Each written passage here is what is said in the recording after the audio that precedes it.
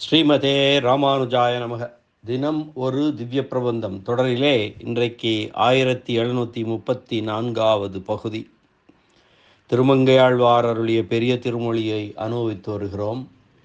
அதிலே 9ஆம் பத்து 3ஆம் திருமொழிக்குள் நாம் நுழைய வேண்டும்.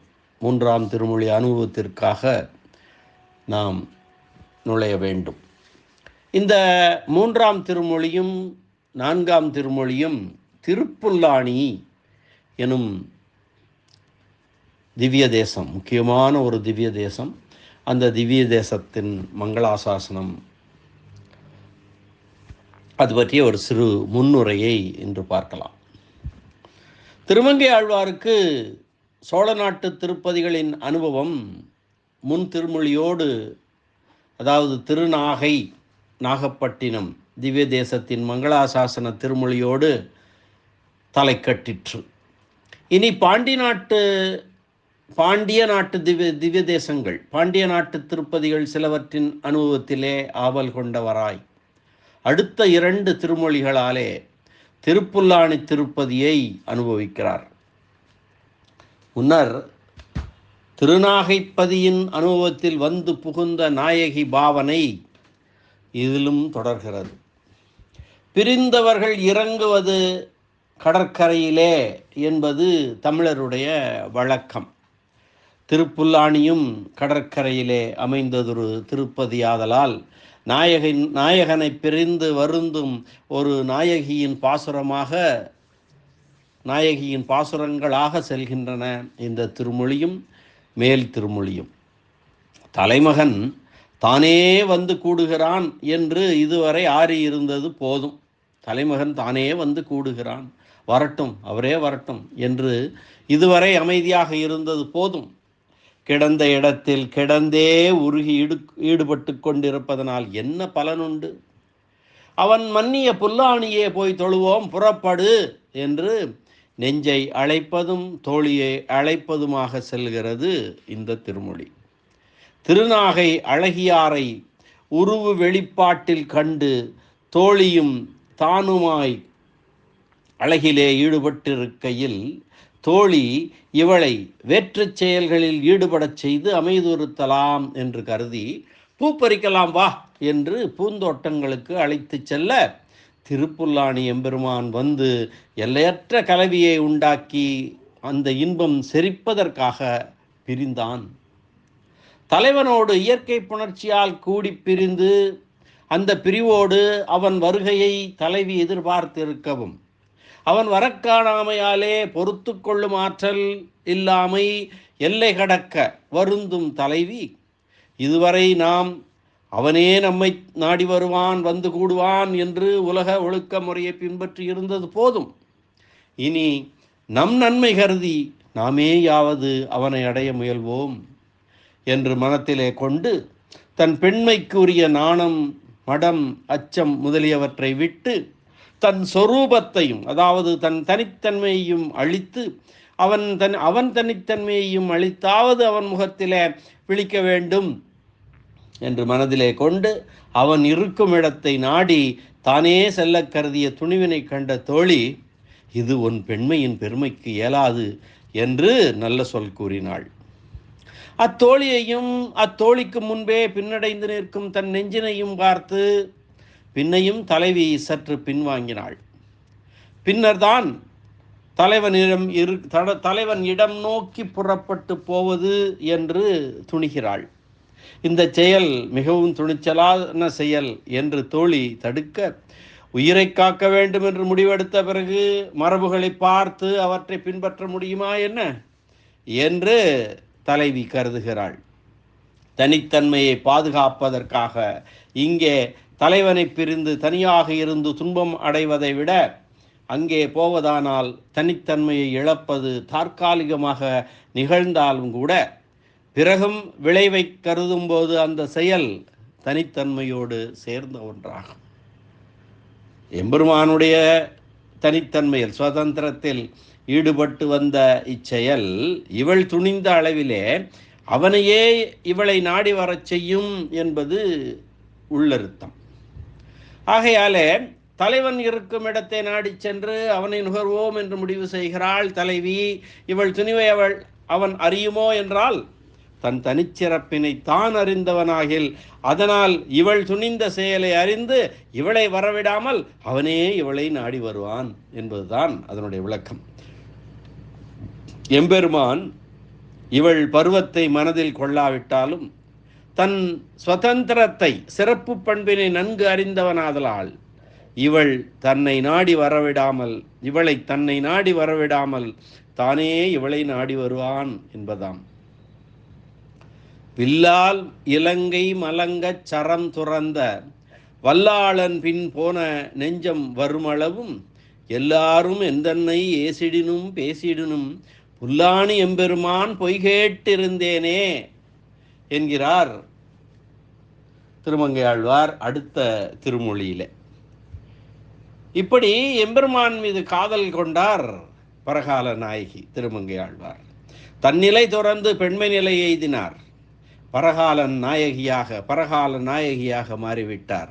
தன்னை பெண் தன்மையில் வைத்து கொண்டு சொல்லுகிறார், வில்லால் இலங்கை மாநகரையே கலக்கமுறச் செய்யுமாறு, வில்லால் இலங்கை மலங்க சரம் துறந்த, வில்லால் இலங்கை மாநகரையே கலக்கமுறச் செய்யும்படியாக அம்புகளை ஏவிய மாவீரனான ராமனின் பின்னே போய்விட்டது என் நெஞ்சம். அது திரும்பி வரும் வரை யார் பழித்தாலும் சரி, ஏசினாலும் சரி, எம்பெருமானின் பொய் வார்த்தைகளை கேட்டுக்கொண்டு நான் நம்பியிருப்பேன் என்கிறார். வில்லால் இலங்கை மலங்கச் சரம் துறந்த வல்லாளன் பின்போன நெஞ்சம் வருமளவும் எல்லாரும் எந்தன்னை ஏசிடினும் பேசிடினும் புல்லாணி எம்பெருமான் பொய்கேட்டு இருந்தேனே.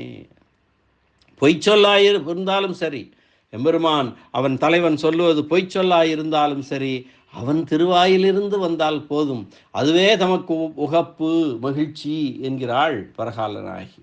இப்படியாக திருமங்கையாழ்வாரால் பாடி பரவசிக்கப்பட்ட இந்த தலம் பாண்டி நாட்டு திவ்ய தேசங்கள் 18 மிகவும் தொன்மையும் முக்கியத்துவமும் வாய்ந்ததாகும். இந்த தலம் ராமநாதபுரத்தில் இருந்து தெற்கே 8 கிலோமீட்டர் தூரத்திலே அமைந்திருக்கிறது. இந்த தல வரலாறு வியாச பகவானால் எழுதப்பட்ட 18 புராணங்களில் ஒன்றான ஆக்னேய புராணத்தில் 9 அத்தியாயங்களில் பேசப்படுகிறது. திரேதாயுகத்தின் விபவ அவதாரமான ராமாவதாரத்திற்கும் முற்பட்டது இந்த தலம். ஸ்ரீராமனின் தந்தை தசரதனால் பூஜிக்கப்பட்டதெனில் தொன்மை எழுத்தில் அடங்கும் தன்மை அதன்று. சீதையை கவர்ந்து சென்ற ராவணனை அழித்து சீதையை திரும்ப மீட்பதற்காக ராமபிரான் வானர சேனையுடன் புறப்பட்டு சென்று தென்கடற்கரை அடைந்து சேதுக்கரை அடைந்து கடலை கடக்க உபாயம் சொல்ல வேண்டும் என்று அந்த கடலரசனான வருணனை பிரார்த்தித்து 7 நாட்கள் தர்பை புல்லை பரப்பி அதன் மேலே சயனம் கொண்டு நோன்பிருந்தான் அல்லவா. அப்படி தர்பை புல்லான நாணலில் கடந்த தலமாதலால் இந்த தலம் வடமொழியிலே தர்ப சயனம் என்றும் தமிழிலே புல் அணை என்றும் பெயராயிற்று. ராமபிரானே இத்தகைய பெருமாளை பூஜித்தான்.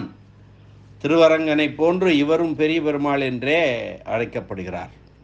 இந்த தலத்தில் உள்ள ஆதி ஜெகநாத பெருமாளை ராமன் பூஜித்து அவரால் கொடுக்கப்பட்ட வில்லை பெற்று ராவணவதம் செய்ததாகவும் ஒரு ஐதீகம் உண்டு. பூரியில் ஜெகநாத சேத்திரத்தில் அரூபியாய் திகழும் இப்பெருமாள் இங்கு சங்கு சக்கரங்களுடன் 4 கரங்களுடன் ஸ்வரூபராய் திகழ்கிறார்.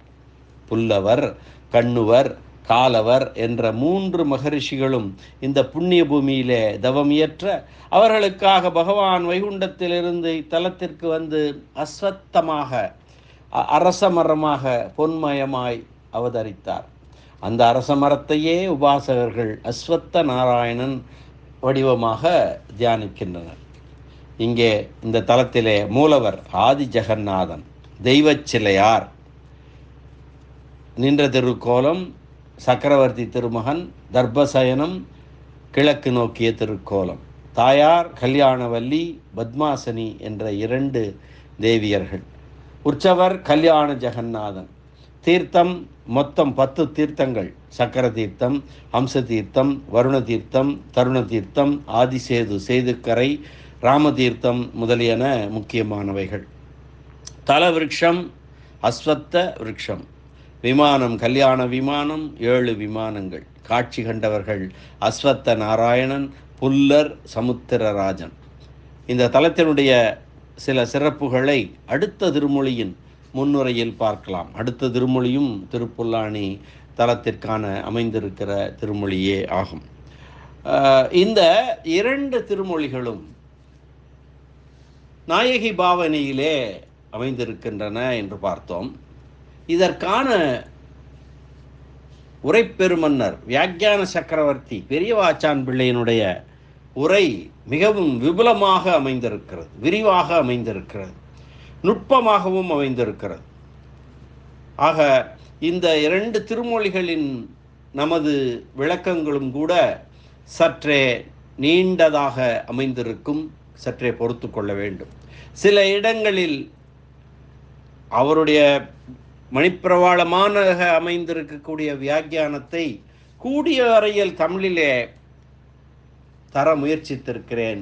அது அங்கே சில வார்த்தைகள் புரியவில்லை என்றால் கூட மறுபடியும் படித்தீர்களானால், மறுபடியும் கேட்டீர்களானால் அது புரியும் என்பதை இங்கே சொல்லிக்கொள்ள ஆசைப்படுகிறேன். ஆக இந்த 3ஆம் திருமொழியும் 4ஆம் திருமொழியும் சற்றே நீண்டதாக அமையும் என்பதை முதலிலேயே சொல்லிக்கொள்கிறேன். மீண்டும் நாளை முதல் அந்த பாசுரங்களை அனுபவிக்கலாம். மீண்டும் நாளை சந்திப்போம்.